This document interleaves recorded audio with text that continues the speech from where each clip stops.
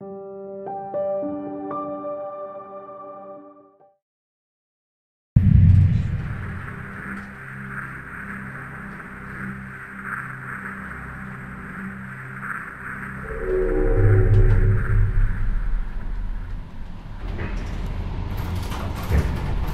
폐기물 같은 경우는 우리가 생활에서 사용하고 버려지는 쓰레기를 말합니다. 기본적으로 생활 폐기물은 종량제 봉투에 담겨서 소각장으로 들어가서 소각 처리를 하고요.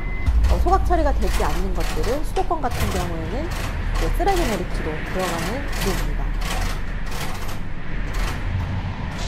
아마 그 난지도라고 들어보셨을 거예요. 서울의 난지도를 쓰레기 매립지로 사용을 하다가 포화 상태가 되자 새로운 매립지를 찾게 됩니다. 그곳이 지금의 서구에 위치한 수도권 매립지고요. 처음에 조성할 때는 환경부 그리고 서울시가 토지를 매입해서 조성을 하게 됐고, 그 이후에 조성 비용은 환경부, 서울, 경기도, 인천이 같이 부담을 했고 운영도 지금 같이 하고 있는 상황입니다.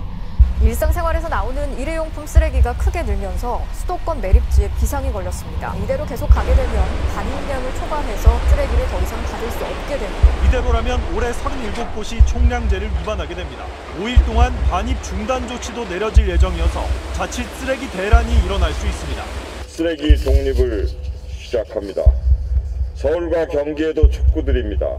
각자 쓰레기는 각자 발생지에서 처리합시다.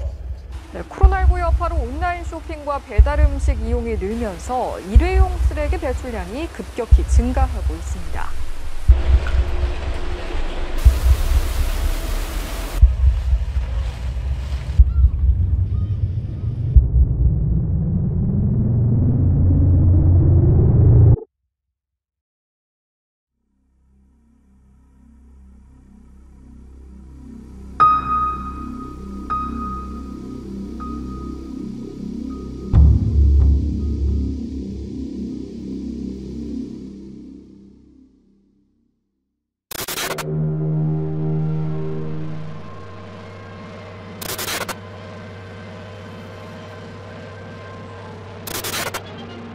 시내를 방황하던 거린들을 집단 수용하여 그들에게 주택을 비롯한 여러 가지 기술 보도를 해주고 있을 뿐만 아니라 학과 교육과 병치료까지도 실시하는 한편 근로정신을 고무시켜 앞으로 사회의 일원으로서 자립할 수 있는 길을 마련해주고 있다는 것입니다.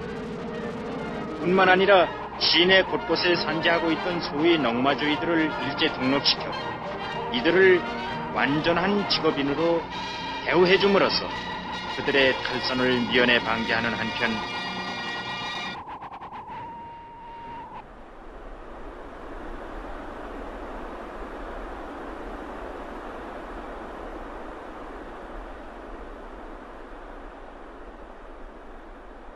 넝마를 주었다라고 하는 이야기들은 대략 조선, 그러니까 한국의 경우는 한 20세기 초부터 찾을 수 있어요. 예컨대 고물상 같은 경우가 1900년대에도 고물상이 존재했거든요. 그러니까 사실 이제 공산품이라고 우리가 부르는 지금 공장에서 만들어진 것들이 이제 조선에 들어와서 그걸 누군가 버리면 그것들을 수거하는 사람들이 최소한 있었다라고 볼 수 있는 측면이 하나 있고, 그렇게 따진다면 사실 이 넝마주의라고 하는 역사는 굉장히 긴 직이라고 해야 될까요? 업이라고 해야 될까요? 업 중 하나인 거죠. 사람들이 돈을 버는 수단 중 하나인 거죠. 근데 그 역사를 따진다는 건 그 사회에서 누가 제일 약자였는지를 보여주는 것 같아요.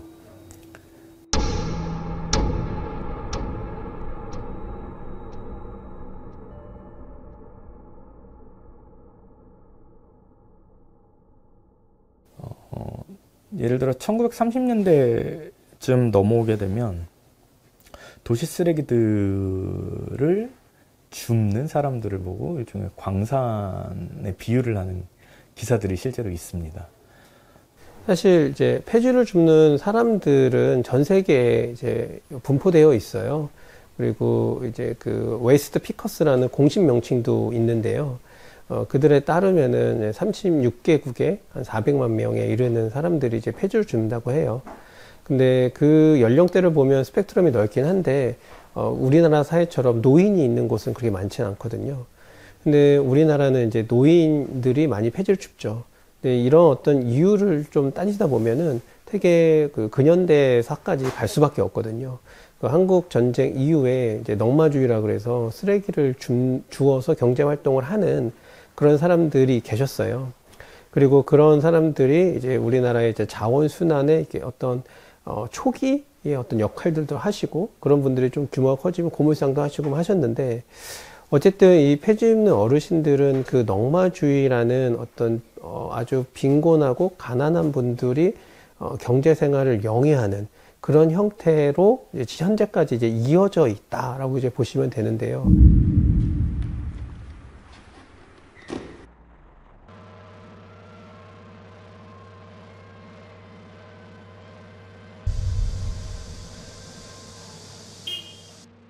이 일은 일종의 전근대적인 일 뿐인 거죠. 그 과정에서 지속이 되다 보니까 예를 들어 산업의 포섭이 안 된 정도로 생각이 돼요. 뭐랄까요. 그러니까 그렇다고 이 사람들이 고물상에 소속되어 있는 것도 아니고,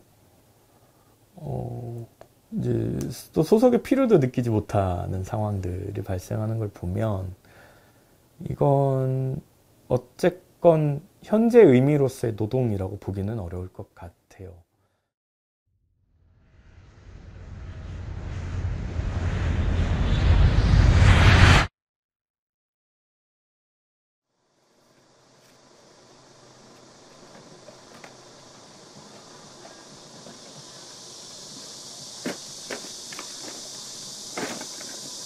저 65세 되니까 정년 퇴직하라 해서 해가지고 뭐 어디 써먹을 데가 없어요. 안 써져요.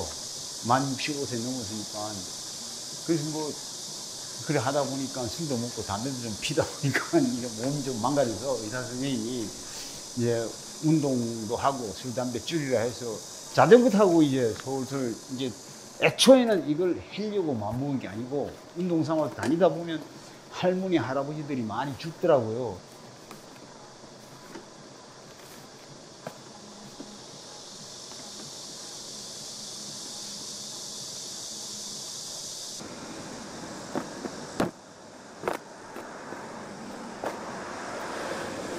플라스틱은 부피가 많아서 전혀 안 하고, 저는 오직 이거 박스만 하는데, 고철은 전문적으로 하는 사람들만 죽지 저한테는 걸리질 않아요. 저는.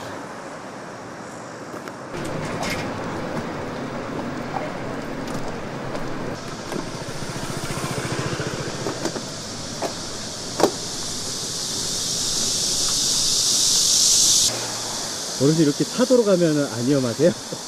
위험해도 어쩔 수 없죠. 뭐 이거 그렇다고 일리 가면 뭐 힘들어서. 그쵸, 길이 지금 상태가 인도가 너무 좁고 그래가지고 어쩔 수 없기는 한데. 어쩔 수 없대요.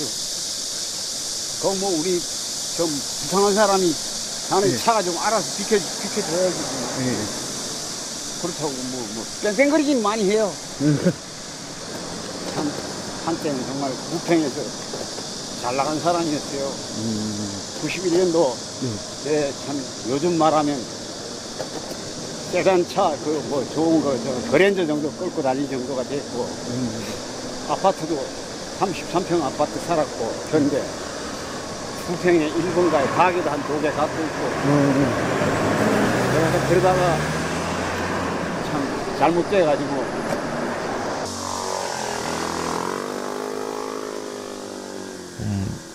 예컨대 이건 처리의 문제이기도 한데요. 예컨대 쓰레기 처리는 이제 행정기관에서 담당하는 것으로 되어 있잖아요. 예를 들어 서구에서 만들어진 원칙이기도 하죠. 이 이야기는. 즉 쓰레기를 거리에서 보이지 않게 한다는 사실상 행정의 권한과 행정의 책임인 겁니다. 즉 그 행정이란 또 어떤 행정이냐 묻는다면 도시행정일 거고요. 필연적으로 도시는 사람이 많이 사는 공간이고 사람의 수를 제한하기 힘든 뭐 중국의 경우처럼 인구를 확정 짓는 방식도 있겠습니다만 대부분의 도시는 그럴 수는 없잖아요. 그리고 또 어떤 동네들은 재개발 같은 것들을 통해서 인구가 급격히 변하기도 하고 이제 그런 상황에서 행정이 대처할 수 없는 일들은 계속 발생하게 되죠. 이제 그런 측면에서 이 문제는 도시에서의 문제라고 볼 수 있을 것 같아요. 하신 분들이 입주하던 데는 거의 다 입주하신 분들이 많이 비어있죠. 그분들이 박스를 지금은 이제 휴가가 없으니까 박스를 내놔요 앞에다가. 그러면 경비 아저씨들은 싫어하지.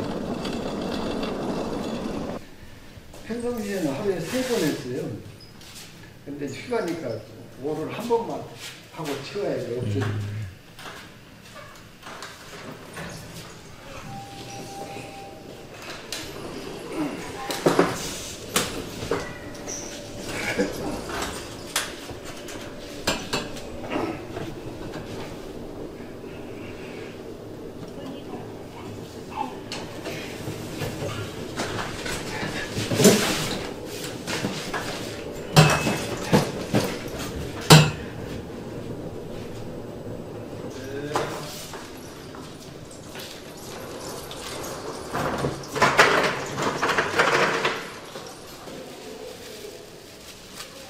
아, 이게 쓰러져서 판자 가져오신 거예요? 네? 이게 자꾸 박스가 쓰러져서 나무를 가져오셨구나.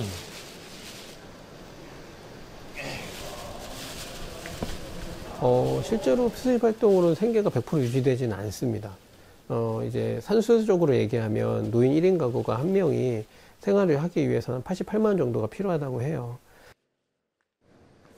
근데 그 88만 원에서 기초연금이 30만 원 정도 나오고요. 노인 일자리 하면 30만 원 정도 이제 받을 수 있습니다. 60만 원을 빼면은 한 28만 원 정도 나오잖아요. 28만 원을 자녀한테 뭐 이전 소득을 받거나, 근데 이전 소득을 받지 못하는 그런 분들이 계시겠죠. 그런 분들 같은 경우는 이제 다른 일을 해야 되는데, 그럴 때 이제 가장 손쉬운 게 폐지나 재활용품을 줍는 일이겠죠. 그런 걸 통해서 28만 원을 만들어내려면은 지금 이제 폐지가 1kg에 한 100원 정도 해요. 그러면은 한 100kg를 모으면 10,000원이잖아요.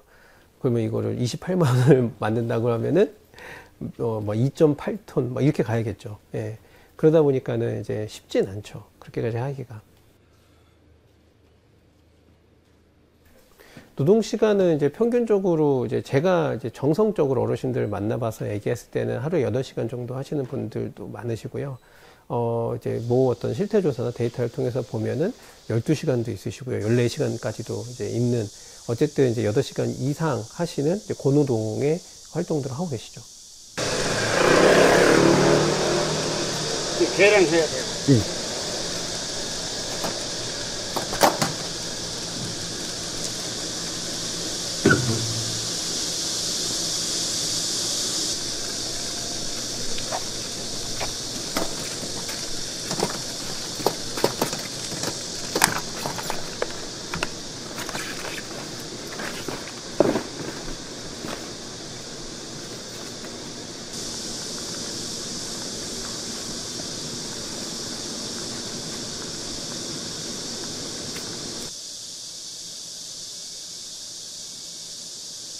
전국에 있는 고물상이 대부분 70~80%가 무허가 시설이에요. 그래서 그 정확한 카운터는 하기 어렵거든요. 근데 이제 고물상, 한 개 고물상에서는 어르신들을 좀 관리를 합니다. 왜냐하면 이것이 하나의 권리금 역할을 해요. 고물상을 팔 때 우리 어르신들이 몇 명이냐에 따라서 들어오는 일정 고물의 양이 있으니까는 그게 권리금 역할을 하는데, 그래서 한 고물상에 어르신들이 몇 명 이제 대상 사례 관리를 하고 있다는 데이터들이 있는데요. 그것들을 토대로 해서 곱하기 전국에 있는 고물상 해서 나온 숫자도 있긴 합니다. 네. 그게 한 170만 명 정도 돼요.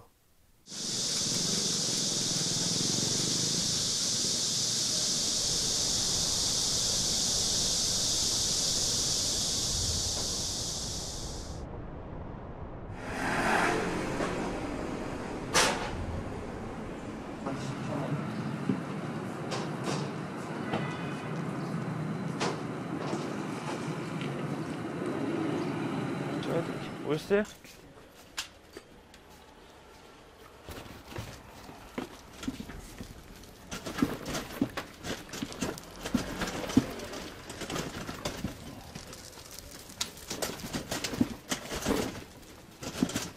이제 물건을 가지고 들어오시면 이제 개근대에서 이제 개근을 하게 돼요. 이제 개근 표시가 이제 저쪽 표시기에 이제 표시가 되죠. 표시기에서 이제 표시가 되고, 이제 이쪽은 고철, 이제 고철이 들어가고, 그리고 이제 저쪽은 파지, 이제 파지가 들어가고, 이제 파지 왼쪽으로는 이제 철캔, 캔도 이제 철캔과 알루미늄 캔 두 가지로 나뉘거든요. 이제 철캔이 들어가고, 이제 알루미늄 캔 가져오시면은 저희가 이제 한 번 더 깨끗하게 물건 내기 위해서 선별 과정 거치거든요. 고물상에서 안 된다고 하면 끝까지 안 되는 거죠. 그냥 끄신 거잖아요. 네. 저는 이렇게 재활용 봉투에 이렇게 담아놓거든요. 요 봉투 말씀하시는 거? 여기 빨간 통. 아, 통에 네, 있는 거? 네. 하긴 맞죠. 여기서 안 되면은 고물상에서 안 되면 끄신 거죠. 그냥 뭐 소각장 가야죠. 그렇죠. 그러니까 이제 저는 아예 쓰레기 딴 데도 안 썼고 그냥 양질로 나가자라는 주의라서 이런 식으로 정리를 해놓고 있죠. 뭐 하루에 저희는 초반에는 진짜 없었거든요. 한 분 오셨었거든요. 한 분? 초반에 한 분 오셨었는데 지금은 한 20명? 한 20분, 30분 정도? 예, 그렇게 오시는 것 같아요. 예. 차들도 많이 늘었고, 코로나 바이러스 터지고 나서 생활 쓰레기가 굉장히 많이 나왔었거든요. 뭐 플라스틱 용기, 배달 용기들이 엄청 많이 나와가지고 각 업체에서 처리를 못할 정도로 양이 많이 나왔었거든요. 그때 어떻게 하면은 좀 재활용률을 높여볼까라는 좀 발상을 좀 하게 됐고, 고물상에서 그 재활용률을 높이는 게 더 낫지 않을까, 이런 생각을 하다가 이제 고물상을 제가 알아보게 됐고, 뭐 움직이는 고물상이라든지 찾아가는 고물상 이런 컨셉으로 여러 가지 생각을 하다가 이 가게 이 지금 자리가 나오게 된 걸 알게 돼서 이제 제가 인수를 하게 됩니다. 그 대상, 중상, 이제 저희 같은 이제 소상인들이 있는데 이제 중상으로 가게 되고요. 이제 중상에서 이제 저희가 알고 있는 인천제철 뭐 이런 제철소로 가서 이 철을 녹여서 다시 이제 재활용하게 되는 거죠. 플라스틱도 마찬가지고요. 저희가 이렇게 모아놓으면 시작은 이제 뭐 가져오시는 할머니라든지 이제 뭐 업자라든지 이런 분들이 되시겠죠. 저희가 모아놓고 그거를 이제 중상 이제 선별을 하게 돼요. 플라스틱 종류별로 선별을 하게 되면은 그거를 또 이제 분쇄 과정을 거치고 그 분쇄 과정에서 이제 열 처리 과정, 그러니까 쭈빙이라고 하는데 그 플라스틱이 녹으면 실로 변하는 성질이 있거든요. 그 실로 만들어서 그 실을 이제 원재료로 만드는 그 과정을 거치고 이제 거기서 이제 다시 그 건설자재나 이런 그 제조업으로 이제 납품이 들어가게 되는 거죠. 플라스틱으로 말씀을 드리면은 그 시에서 운영하는 선별장이 있고요. 또 말씀하신 이제 사설 선별장이 또 있거든요. 근데 큰 차이는 없어요. 큰 차이는 없고 납품처도 거의 같다라고 보시면 되고 이제 뭐 그쪽으로 들어가는 거죠. 저희 물건도 똑같이. 그 선별장에서 예를 들어 이제 자기들이 그 회사 자체에서만 이제 받을 수 있는 한계는 있으니까 저희 같은 이제 소고물상들이 모아놓는 물건을 수거해가는 방식인 거죠. 고물상이 선별장에서 들어오는 물건의 한 80%, 90%를 차지하고요. 그리고 이제 공장들, 예를 들어서 어떤 제조업 공장이 있는데 뭐 10,000개의 물건을 생산을 했는데 뭐 납품이 안 됐다든지 불량이 났다든지 이런 경우에는 다 폐기할 수는 없잖아요. 그걸 다시 이제 선별장으로 가서 다시 재활용 과정을 거치는 거죠.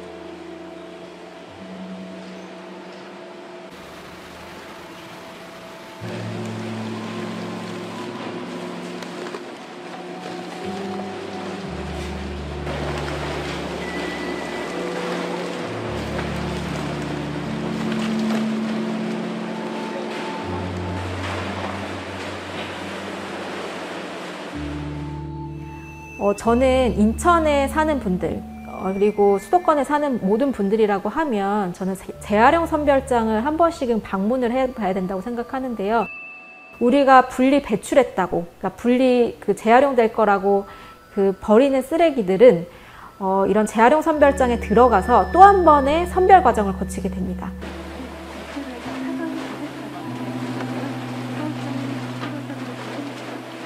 그때 일부는 기계를 사용하기도 하지만 대부분은 사람들이 직접, 거기 노동자들이 직접 손으로 다 선별하는 과정을 거칩니다. 쉴 새 없이 쏟아지는 쓰레기들을 다 손으로 분리를 해서 선별을 하고 보내는 과정을 거치게 되는데 그 안에서 선별하는 노동자들의 이런 권리라든지 아니면 안전 이런 것들도 우리가 같이 고민해 봐야 되지 않을까 싶더라고요.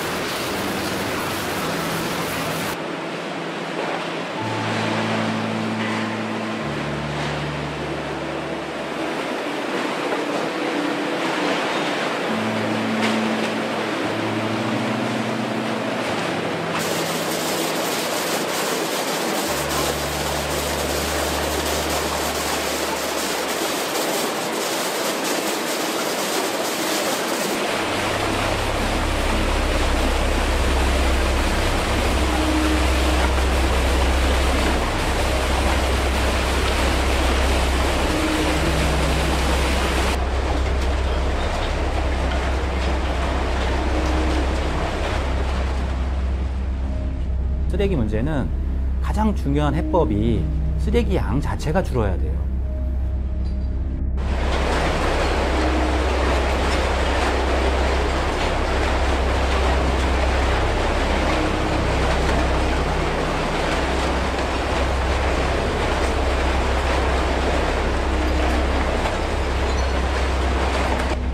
우리가 편하게 쉽게 버릴 수 있는 넓은 땅이 있었기 때문에 쓰레기를 줄 이유가 없었던 거죠.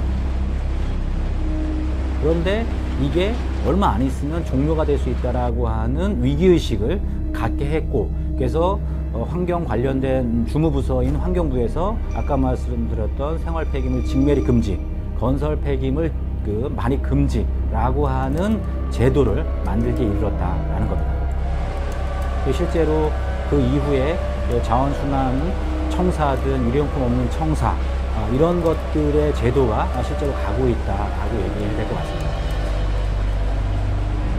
쓰레기 문제는 쓰레기 양이 줄어야 돼요. 그게 기본이고, 그 다음에 우리가 생산한 제품들을 다시 써야 됩니다.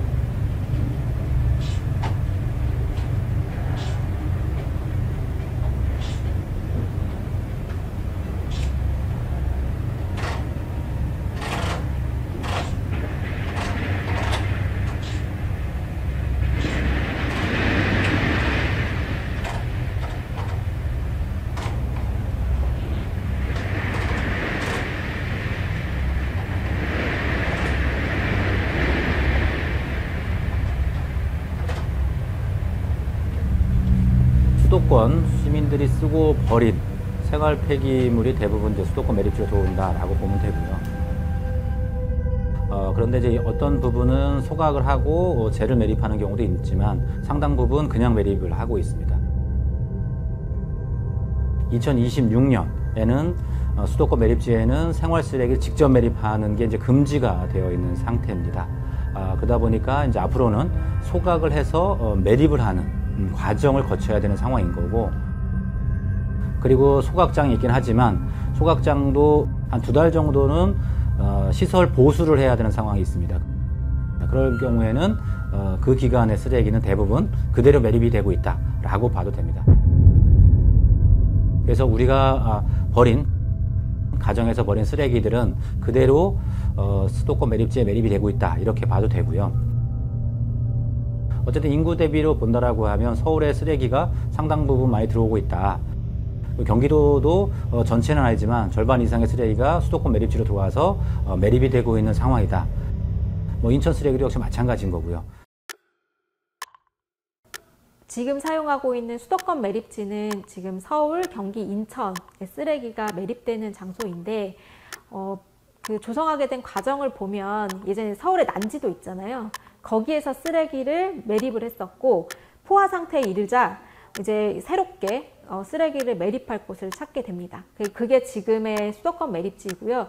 원래는 동화 매립지라고 해서 농경지로 사용하기 위해서 매립을 하다가 여러 가지 과정을 거쳐서 그 중에 절반은 청라국제도시 그리고 절반은 수도권 매립지로 조성이 됩니다. 그래서 90년대부터 수도권 매립지는 사용이 됐고요. 지금은 1, 2 매립지는 다 사용이 됐고 지금 3-1을 사용하고 있는 상황입니다. 수도권 매립지는 인천뿐만 아니라 서울, 경기도권에 있는 쓰레기를 묻기 위해서 2000년 훨씬 전에, 그러니까 1990년대 초반부터 수도권에 있는 쓰레기를 매립을 하기 시작을 합니다. 1매립장, 2매립장까지는 매립이 완료가 됐고 지금 현재 3-1 매립장의 매립이 진행이 되고 있고 남아있는 곳이 3-2가 남아있고 4매립장으로 계획이 되어 있는 아나모 유수지가 지금 남아있는 상태고요. 그런데 이제 사자 합의에서 어쨌든 3-1로 마무리를 하되 만약에 대체 매립지를 찾지 못한다라고 하면 잔여 부지에 남아있는 부지의 15%를 추가로 사용하는 걸로 2015년도에 서울, 경기도, 인천 환경부가 협약을 했고요. 근데 그 부분에 문제가 있다. 왜냐하면 대체 매립지를 적극적으로 찾아야 되는데 적극적으로 찾았느냐라고 하는 부분에서 이견이 있는 거죠. 환경부나 서울시나 경기도와 또 인천시와 이견이 있기 때문에 지금 상당히 첨예한 의견 대립 중에 있다 이렇게 말씀을 드릴 수 있습니다.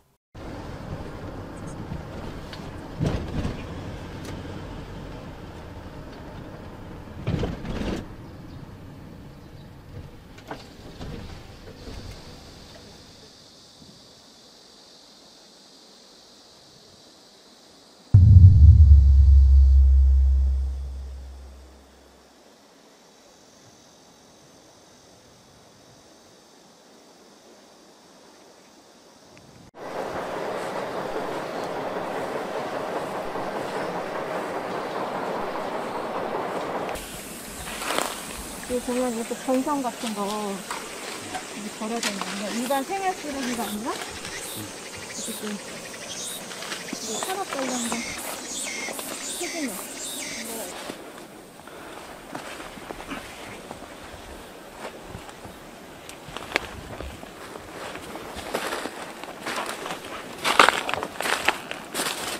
앞에 포크레인이 있어. 포크레인 있어. 포크레인 있어. 포크레인 원래 수거하려고 온 거야? 안 움직여.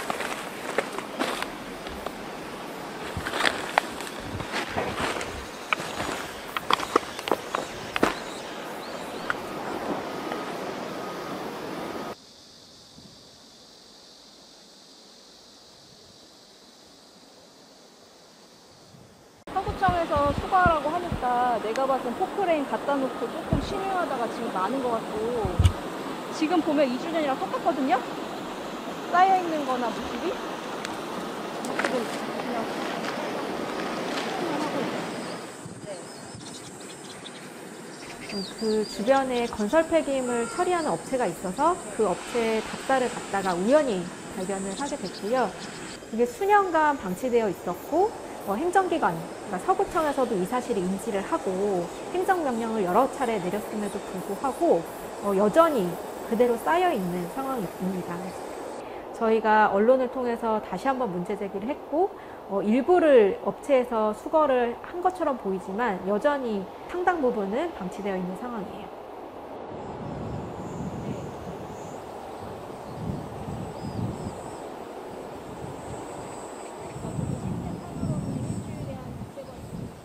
뉴스 같은 데 보면은 왜 쓰레기 얼마 전에 뉴스 나왔더라고요. 창고를 빌린 거야. 임대를 해서 한 2달 임대를 해서 나중에 주인이 가보니까 쓰레기가 가득 차 있었던 거예요.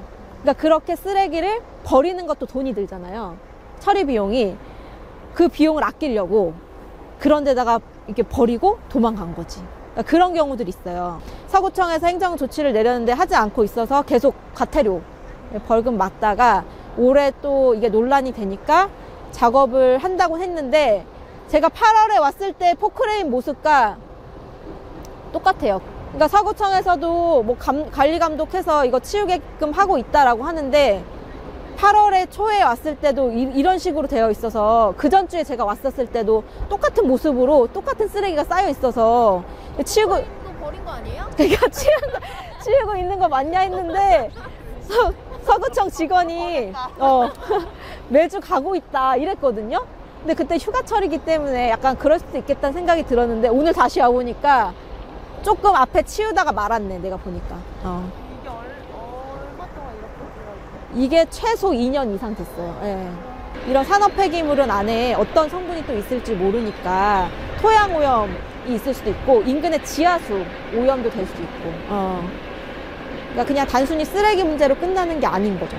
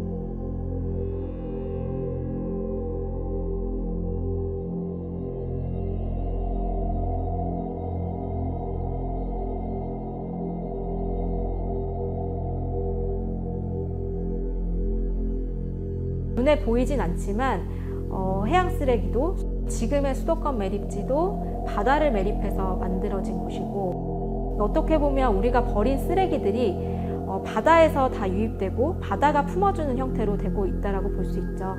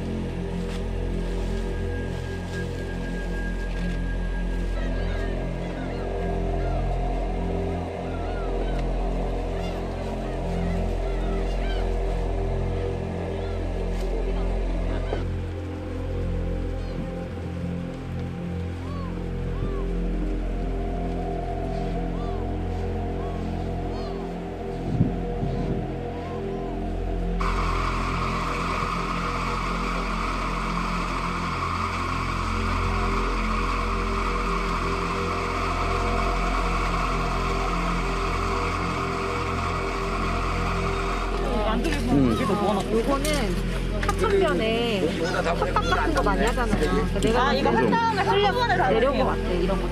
그리고 이런 것도 보면 진짜 오래된 상표.